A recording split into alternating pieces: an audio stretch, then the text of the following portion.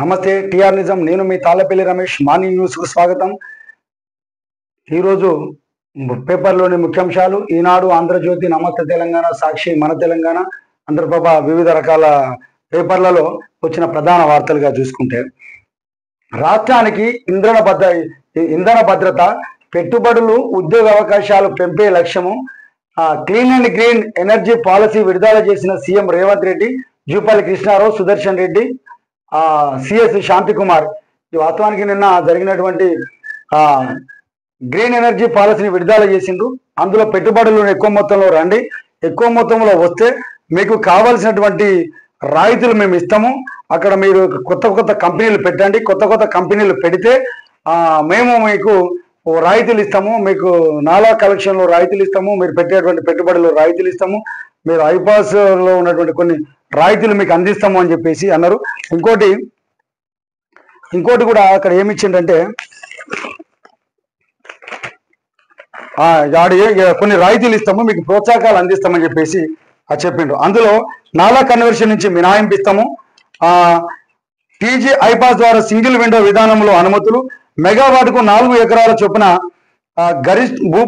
గరిష్ట పరిమితి చట్టం నుంచి మినహాయింపు, భూముల కొనుగోలుపై స్టాంపు డ్యూటీ 100% మళ్ళీ తిరిగి చెల్లిస్తాం, బిఎస్సిబి నుంచి సిఎసి మినహాయింపు, నీటి ఛార్జీల రియంబర్స్మెంట్, విద్యుత్ సుంకం మినహాయింపు వినియోగం రాష్ట్రంలో ఉంటేనే, పారిశ్రామిక హోదా కల్పించి రాష్ట్ర పారిశ్రామిక విధానం కింద అందించే అన్ని రకాల ప్రోత్సాహకాలు, వెస్ట్ టు ఎనర్జీ ప్రాజెక్టు 100% రాష్ట్ర జిఎస్టీని తిరిగి చెల్లిస్తారు, సూక్ష్మ చిన్న తరహా పరిశ్రమల సౌర పవన విద్యుత్ వాడకానికి 8 ఏళ్ల పాటు విద్యుత్ సుంకం మినహాయింపు ఇస్తాము, ప్లస్ సూపర్వైజేషన్ ఛార్జీల మినహాయింపు, సౌర పంపు సెట్లలో బ్యాటరీ స్టోరేజ్ ఇతర ప్రాజెక్టులకు 50% రాష్ట్ర జిఎస్టీని తిరిగి చెల్లిస్తాము, ఇందిరా గృహ ప్రభుత్వ స్కూల్స్ కార్యాలయాలపై ఏర్పాటు చేసే రూట్ మ్యాప్ సోలార్ ప్రాజెక్టుకు 100% స్టేట్ జిఎస్టీని తిరిగి చెల్లిస్తామని చెప్పేసి ఇచ్చిండ్రు. ఇంకోటి కూడా మీ అన్ని పెట్టి ఇక్కడ ఉన్నటువంటి వాళ్ళకు 50% వాళ్ళకు ఇక్కడ ఉద్యోగ అవకాశాలు కల్పించాలని చెప్పేసి వాళ్ళకి విన్నవించింది. ఇంకోటి ఏంటంటే, మనం చూడాలిగా రోజు చూస్తూ ఉన్నాం, హైదరాబాద్ లాంటి మహా సిటీలలో అక్కడ ఉన్నటువంటి కంపెనీలలో వేరే రాష్ట్రాల నుంచి ఇక్కడ ఉంటారు. అసలు మన తెలుగు రాష్ట్రాల నుంచి ఉన్నోళ్ళు అసలు ఉండలేరు. తను దృష్టిలో పెట్టుకోవాల్సిన అవసరం ఉంటుంది. ఇవన్నీ రాయితీలు ఇచ్చినా కూడా మరి వాళ్ళు నిజంగా వీళ్ళు ఉంటారంటే దృష్టి సారించవలసిన అవసరం ఉంటుంది. ఇక్కడ లోకల్ యువత ఉద్యోగాలు లేక ఇబ్బందులు పడుతున్నారు. వాళ్ళని దృష్టిలో పెట్టుకొని ఈ మంచి కార్యక్రమాలు చేస్తారు. ఈ సేమ్ టైం వాళ్ళు అక్కడ నిజంగా ఉద్యోగ అవకాశాలు కల్పిస్తున్నారా, వాళ్ళకు జీతాలు కరెక్ట్గా ఇస్తున్నారా అని చేయాల్సిన సందర్భం ఉన్నది. ఇంకోటి మనం ఒకటి చూసుకుంటే, ఇక్కడ మన హైదరాబాద్లో గచ్చిబౌలి దగ్గర లూసిఫర్ బార్ అండ్ రెస్టారెంట్ ఒకటి ఉంటే, అందులో మన తెలుగు సంబంధించిన వ్యక్తి ఒక ఆయన జాబ్ చేస్తే ఆయనకు 2 నెలల జీతం ఇవ్వకుండా వాళ్ళు ఎగదోపిడి చేశారు. ఎందుకంటే నమ్మకం మీద అక్కడికి పోతే ఆయన జీతం ఇవ్వలే వాళ్ళ యాజమాన్యాలు. మళ్ళీ తర్వాత నిలదీసి అమ్ముకున్నా వేరే వాళ్ళకి ఇచ్చామని చెప్పేసి ఆ నిరుద్యోగిని ఇబ్బంది పెట్టిన సందర్భాలు హైదరాబాద్లో గచ్చిబౌలి ఏరియాలో లూసిఫర్ అనే బార్ అండ్ రెస్టారెంట్ వాళ్ళు ఇచ్చిండ్రు. మరి వాళ్ళకు కూడా కొన్ని రాయితీలు మీరు ఇచ్చి ఉంటారు కాబట్టి ఇలాంటి వాళ్ళని దృష్టిలో పెట్టుకోవాల్సిన అవసరం ఉంటుంది. ఇంకోటి మేజర్ అందరికీ అవసరమైనది ఇంకోటి కూడా ఇచ్చిండ్రు. ఈ నెలాఖరులో కల్లా ఉస్మానియా ఆసుపత్రి నిర్మాణానికి శంకుస్థాపన. సీఎం ఈ నెలాఖరులో ఉస్మానియా ఆసుపత్రి నిర్మాణానికి శంకుస్థాపన చేస్తామని చెప్పేసి అన్నారు. కాకపోతే ఆ హాస్పిటల్ ప్లానింగ్ లో మాత్రం దానికి సంబంధించినటువంటి మంత్రి లేకపోవడం అనేది కొంచెం ఇబ్బందికరమైన అంశం. వాస్తవానికి ఏంటంటే, ఉస్మానియా హాస్పిటల్ నిర్మాణంలో నెలాఖరులోగా శంకుస్థాపన చేయనున్నట్లు ముఖ్యమంత్రి రేవంత్ రెడ్డి చెప్పారు. ప్రస్తుత ఆసుపత్రి ఉన్న భవనం పాతపడింది. గోషమాల్ స్టేడియంలో కొత్తగా నిర్మాణం తలపెట్టగా అందుకు సంబంధించిన చర్యలు తీసుకోవాలని ఆయన అధికారులను ఆదేశించారు. భవిష్యత్ తరాలకు అనుగుణంగా డిజైన్ ఉండాలని సూచించారు. శనివారం జూబ్లీహిల్స్ తన నివాసంలో అధికారులతో సీఎం రేవంత్ రెడ్డి సమీక్ష సమావేశం నిర్వహించారు. ప్రతిపాదిత స్థలానికి సంబంధించిన వివరాలను అడిగి తెలుసుకున్నారు. పోలీస్ శాఖ పరిధిలో ఉన్న స్థలాన్ని వైద్య ఆరోగ్య శాఖకు వీలైనంత త్వరగా బదిలీ చేయాలని చెప్పేసి ఆదేశాలు జారీ చేశారు. చేపట్టాల్సిన నిర్మాణానికి సంబంధించినటువంటి దానిపైన ఈయన నిన్న చూసినారు. కాకపోతే ఇది మంచి పరిణామం, దీన్ని దృష్టి పెట్టాల్సిన అవసరం ఉంటుంది. ఎందుకంటే ఉస్మానియా అనేది హైదరాబాద్లో చాలా మంది ప్రజలకు ఉపయోగపడే హాస్పిటల్. దాన్ని త్వరితగతిన పూర్తి చేసి అది ఉపయోగంలో తేవాల్సిన బాధ్యత. ఎందుకంటే విద్యా వైద్యం అనేది అవసరమైనది వ్యవస్థ. ఇంకోటి కూడా ఈనాడు పేపర్లో వచ్చే బడ్జెట్ లో ఎస్సీ ఎస్టీలకు 10% నిధులు కేటాయిస్తా అని చెప్పేసి బట్టి విక్రమార్క గారు నిన్న చెప్పిండ్రు. ఎందుకంటే బడ్జెట్ వ్యవస్థ మొత్తం వాళ్ళ చేతిలో ఉన్నది. ఆయన ఎస్సీ సామాజిక వర్గానికి చెందిన వ్యక్తి. ఎందుకంటే ఇంతకుముందు గత ప్రభుత్వాలలో ఆ ఎస్సీ ఎస్టీ సప్లాన్ మొత్తం తీసి పారేసి దళిత బంధు అని చెప్పేసి ఒక కొత్త ప్రోగ్రాం తెచ్చి అది ఎందుకు ఉపయోగం లేకుండా చేసిండు. ఎంతమందికి దళిత బంధు వచ్చింది, ఎంతమందికి ఉపయోగపడ్డారు అనేది లేకుండా పోయింది. ఎందుకంటే ఇంతకుముందు ఆడ ఎస్సీ ఎస్టీలకు సప్లాన్లలో కార్ లోన్లు తీసుకోవడానికి అవకాశం ఉండే, అలాంటిది కూడా లేకుండా పోయింది. అంటే మనం గతంలో కూడా ఒక వాట్సాప్ మెసేజ్ ద్వారా మంత్రి గారికి అది మనం పెట్టినాం. ఎస్సీ ఎస్టీలకు సంబంధించి సప్లాన్లలో కార్ రాయితీలలో కారు రాయితీ ఇవ్వాలని చెప్పేసి ఇచ్చినాం. దానిపైన కూడా ఎస్సీ ఎస్టీలకు 10% నిధులు కేటాయిస్తారని చెప్పేసి మన మంత్రి గారు విన్నవించారు. వాస్తవానికి ఇది చూడాల్సిన అవసరం ఉంటుంది. ఉప ప్రణాళిక తప్పకుండా అమలు చేస్తాం, ఇది చూడాలి, అమలు చేస్తాం. ఎస్సీ ఎస్టీ ఉప ప్రణాళికను తప్పకుండా అమలు చేస్తారని అది ముఖ్యమంత్రి ఉప ముఖ్యమంత్రి బట్టి విక్రమార్క స్పష్టం చేశారు. రానున్న బడ్జెట్ లో వీటి కోసం ప్రత్యేకంగా 10% నిధులు కేటాయిస్తామని హామీ ఇచ్చారు. ఆయా శాఖలలో ఎస్సీ ఎస్టీలకు కేటాయించిన పథకాల నిధుల పంపిణీలో ప్రక్రియపై జిల్లా కలెక్టర్లు ఎప్పటికప్పుడు సమీక్షిస్తామని చెప్పారు. వాస్తవాన్ని మనం నిన్న కూడా మాట్లాడుకున్నాం.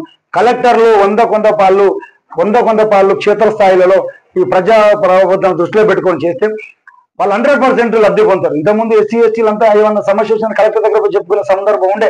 కానీ ఎప్పుడైతే తెలంగాణ ప్రభుత్వం వచ్చిందో వాళ్ళు ఏమైనా ఎమ్మెల్యేలు చేయాలనే వాళ్ళే చేయాలనే సందర్భంలో వచ్చినప్పుడు అధికారులు వాస్తవానికి కొంచెం చెప్పుకోవడానికి వీలు లేకుండా పోయింది. ఏమన్నా కూడా మేము ఎమ్మెల్యే చెప్పండి, ఎమ్మెల్యే తీసుకుంటే అనేది అప్పుడు ఉన్నటువంటి పాలకులు అందించినటువంటి మెసేజ్ల వల్ల కొంచెం నీరుగారిపోయిందనేది చూడాల్సింది. ఇప్పుడైనా కూడా కలెక్టర్లు క్షేత్రస్థాయిలో ఉండి ఇది దృష్టిలో పెట్టుకుంటే వాళ్ళకు 100% న్యాయం జరుగుతుంది.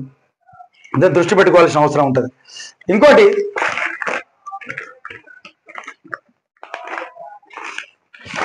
అదొకటి ఇచ్చిండ్రు.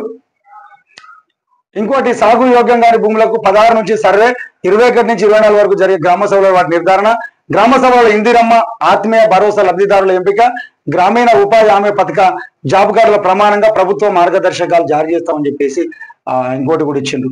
వాస్తవానికి ఏంటంటే మనకు 26 నుంచి జనవరి 26 నుంచి రైతు భరోసా, రైతు కూలీలకు సంబంధించినటువంటి ప్రోగ్రామ్స్ ని 12,000 రూపాయలు అందిస్తామని చెప్పేసి 26 నుంచి అమలు చేస్తామని చెప్పేసాను.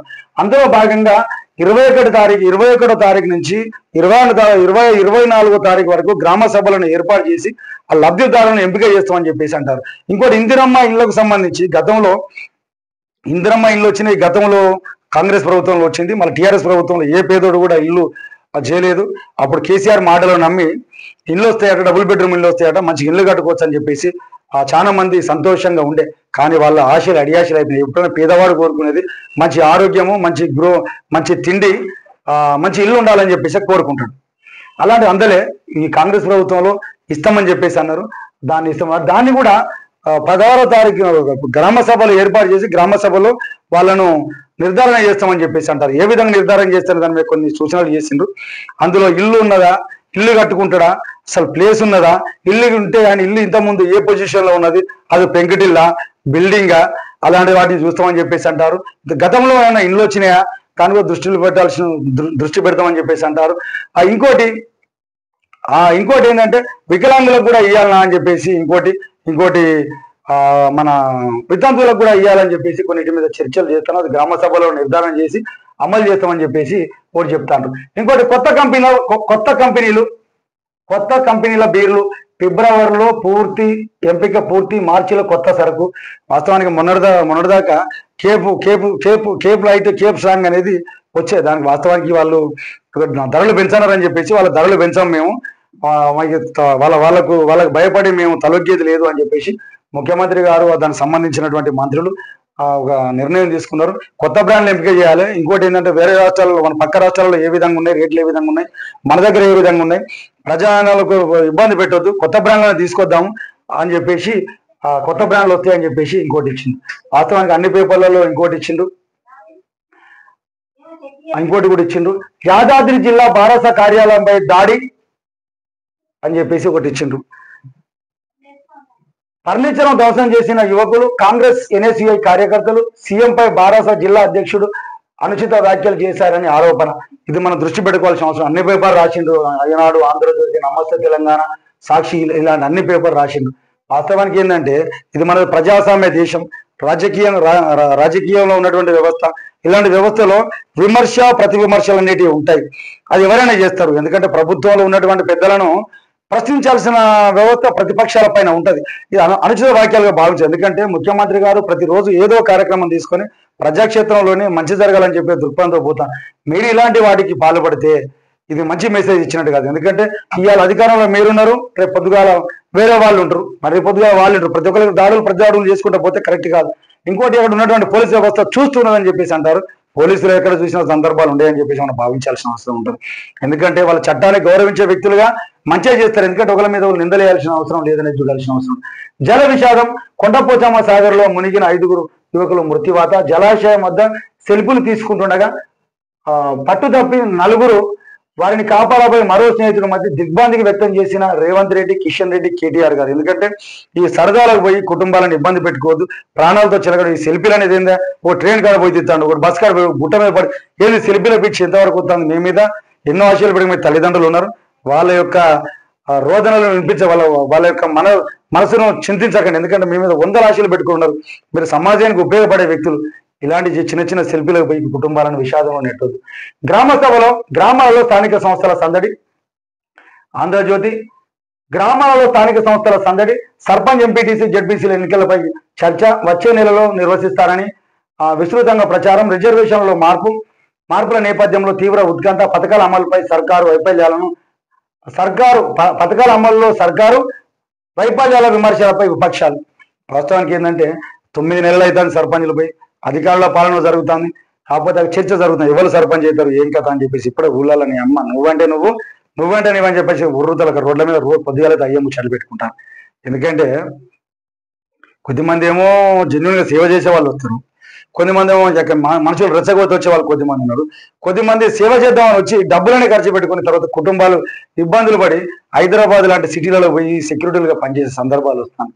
ఎందుకంటే ఇప్పుడు ఇంకా టైం ఉన్నది. ఎందుకంటే ఇప్పుడు ప్రభుత్వం కూడా ఫిబ్రవరిలో ఏదో చేస్తామని చెప్పేసి అంటారు. ఏంటంటే కులగణన జరగాలి, బీసీ రిజర్వేషన్లు పెంచుతాము, కులగణన జరిగిన తర్వాత ఇంప్లిమెంటేషన్ చేస్తాము, పాత పద్ధతి తీసేసాము, కొత్త రిజర్వేషన్లు పెంచాలని చెప్పేసి అంటా ఉన్నారు. దాన్ని చూడాల్సిన అవసరం ఎంతైనా ఉన్నది. దాని మీద దృష్టి. ఎందుకంటే అన్నలారా చూడండి, ఎక్కువ మొత్తం డబ్బులు ఖర్చు పెట్టి కుటుంబాలను ఇబ్బంది చేసుకోవద్దు. ఎందుకంటే మీరు సమాజానికి మంచి చేసే వ్యక్తులు. ఈ చాలా మంది సర్పంచులకు మేమని చెప్పేసి ఇక రోజులు దెయ్యాలు వచ్చి నీకు సర్పంచ్ చేస్తేనే, నీకు ఓటు ఎత్తనే ఆశాపరులు ఉన్నారు. ఇప్పటి నుంచే డబ్బులు వృధా ప్రయాసాలు చేసుకొని జీవితాలను విచ్ఛిన్నం చేసుకోవచ్చు. కానీ మీరు జెన్యున్గా సేవ చేసే తలుచుకుంటే ఆ రోజు ఎలక్షన్లలో డబ్బులు ఖర్చు పెట్టకుండా గెలిచి ప్రజాసేవ చేయండి. మీరు ఓటర్లు కూడా చూడండి, వాళ్ళు చాలా ఓడిపోతే వాళ్ళని ముందుకు నెట్టి వదిలేస్తే చాలా కుటుంబాలు రోడ్డున పడతాయని ఆలోచించాల్సిన అవసరం ఎంతైనా ఉంటుంది. ఇంకోటి త్రిపుల్ దక్షిణ నిర్మాణం కేంద్రం ఓకే, మొన్నటిదాకా తూర్పు విభాగం చేసిండ్రు, వర్కులు టెండర్లు పిలిచినామని చెప్పేసి అన్నారు. ఇంకోటి 200 కిలోమీటర్లకు చేసిండ్రు, దానికి టెండర్లు పిలుస్తారు. ఫిబ్రవరి 9వ తారీఖు వరకు గడువు ఉన్నదని చెప్పేసి, ఇది దక్షిణ భాగం కేంద్రం చేపడుతుందని చెప్పేసి గతంలో ఆంధ్రజ్యోతి చెప్పింది, అమలైతుందని చెప్పేసి ఆంధ్రజ్యోతి పేపర్లో ఇచ్చిండ్రు. ఇంకోటి కాంగ్రెస్ గుండాగిరి భువనగిరి బీఆర్ఎస్ కార్యక్రమంపై దాడి అని చెప్పేసి నమస్తే తెలంగాణలో ఇచ్చిండ్రు. ఇది ఒక వార్తకి ఇచ్చింది. సెల్ఫీ సరదాలకు 5 బలి. విహారయాత్రకు వెళ్లి యువకుల మృతి. కొండపోచమ్మ సాగర్కు వద్ద దుర్ఘటన. 7గురిలో 2 కాపాడిన స్థానికులు. యువకులందరూ హైదరాబాద్ వాసులే. మరణించిన వారిలో 2 సోదరులు. బస్తీ పేద కుటుంబంలో తీరని విషాదం. మాజీ ముఖ్యమంత్రి కేటీఆర్ సంతాపం. వాస్తవానికి సార్ ఈ సంతాపం అందరు తెలిపారు. వాళ్ళ కుటుంబాల తీవ్ర దిగ్బంధంలో ఉన్నాయి. అందరు సంతాపం తెలిపారు. ముఖ్యమంత్రి గారు తెలిపారు, కేంద్ర మంత్రి కిషన్ రెడ్డి గారు తెలిపారు, కేసీఆర్ కూడా తెలిపారు అని చెప్పేసి అన్ని పేపర్లలో ఇస్తారు. ఎందుకంటే పేపర్లలో మీ వార్తలు రాసుకోకుండా తక్కువ వార్తలు కూడా ఇవ్వండి సార్. ఎందుకంటే ఇదొక అందరికి బాధకర విషయం. మరి వాళ్ళని కూడా మరి వీళ్ళందరూ ఇచ్చారా, వాళ్ళు ఇవ్వలేదా? అన్ని పేపర్లు రాసినా మీరు రాయాలి. ఎందుకంటే మీరు మంచి మనసున్న వ్యక్తులే. కేసీఆర్ గారు అంటే పేదల మనిషి అని ఒక బాగుంది. ఎందుకంటే ఆ రోజు రైతు బంధువుని తీసుకొచ్చిండు, కళ్యాణ లక్ష్మి తీసుకొచ్చిండు, షాదీ ముబారక్ తీసుకొచ్చిండు, చాలా మంచి ప్రోగ్రాంలు తీసుకొచ్చిండు. అట్లాగే వాళ్ళు కూడా అన్నయ్య కూడా మీరు కొంచెం రాయండి. మీరు చెప్పుకోకుండా ఉండండి. విమర్శించిన ప్రతి విమర్శ కాదు. మేఘాతో సీఎం చీకటి ఒప్పందం. సంశీలపై విజిలెన్స్ రిపోర్ట్ ను బయటపెట్టడానికి కారణం ఏంటిది? నిర్మాణ లోపం బయట పెడుతుందేమో సర్కార్ భయం. నివేదికకు దేశ రక్షణతో